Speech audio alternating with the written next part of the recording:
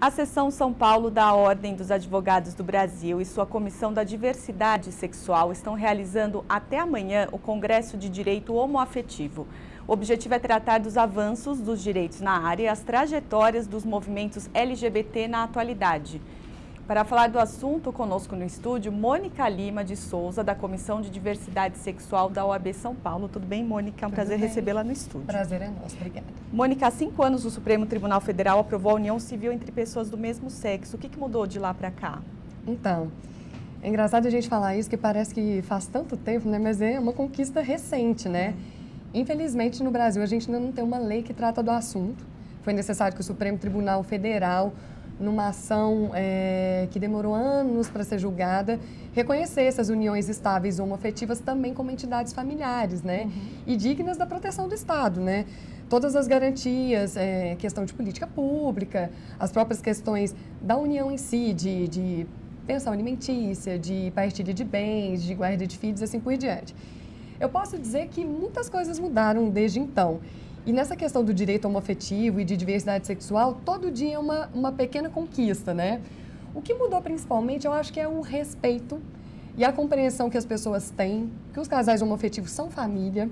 E depois dessa decisão do STF, foi reconhecido em 2013 pelo Conselho Nacional de Justiça o direito ao casamento propriamente.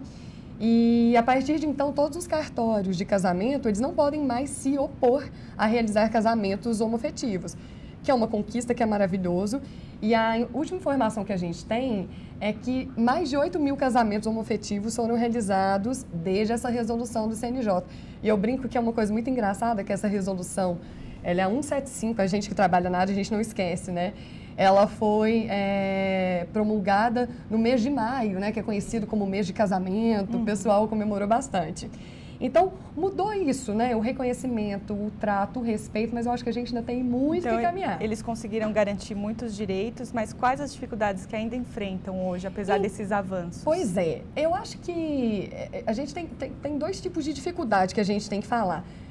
Primeira delas é ainda o preconceito que a gente enfrenta. Tem muita gente que sofre preconceito dentro de casa, nas escolas, nas empresas, né?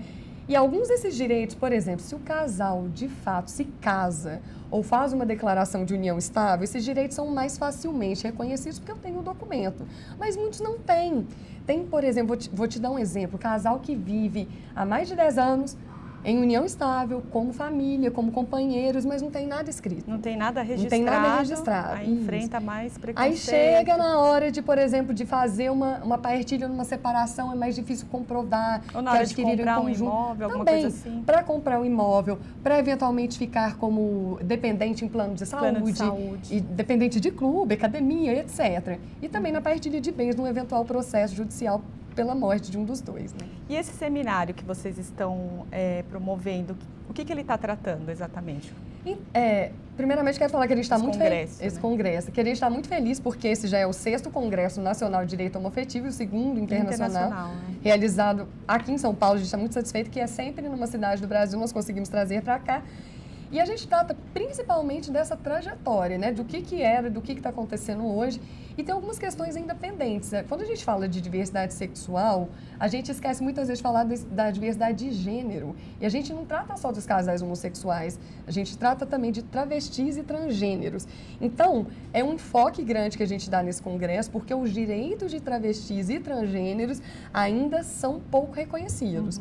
A OAB Federal, recentemente, tentando melhorar isso daí, o reconhecimento dessas pessoas, o reconhecimento de ser chamados pelos seus nomes sociais, de serem respeitados, a gente agora na OAB Federal, todo advogado travesti e transgênero que queira ser chamado pelo seu nome social vai poder, por exemplo, colocar na carteira da ordem o seu nome social. Então é uma das grandes conquistas nossas, mas a gente ainda tem muito que caminhar.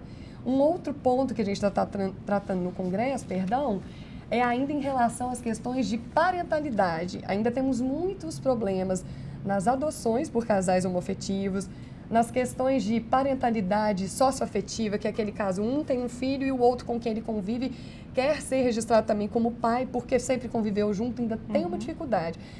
Os casais homoafetivos sofrem muito mais do que os casais héteros na conquista desses direitos. Então, estamos debatendo como a gente pode diminuir as dificuldades, como a gente pode tratar isso de uma maneira mais tranquila e buscar aprovações de leis. Porque, como eu disse no começo, tudo que nós temos são decisões judiciais. E isso pode mudar, né? E ainda enfrentamos dificuldade com Câmara Conservadora, Congresso Conservador, é uma luta. Mas esses estudos nos ajudam nessas conquistas. E o Congresso vai até amanhã, é isso? Isso. Nós começamos ontem à noite, tivemos a presença do presidente da OAB Federal, que foi muito especial para a gente. E a gente vai até amanhã, às 18h30, primeiro congresso gratuito de direito homoafetivo que a gente conseguiu fazer. E estamos muito satisfeitos. Obrigada a todo mundo que está participando. Obrigada a você também, Mônica. Eu que agradeço. Boa tarde para você. Boa tarde.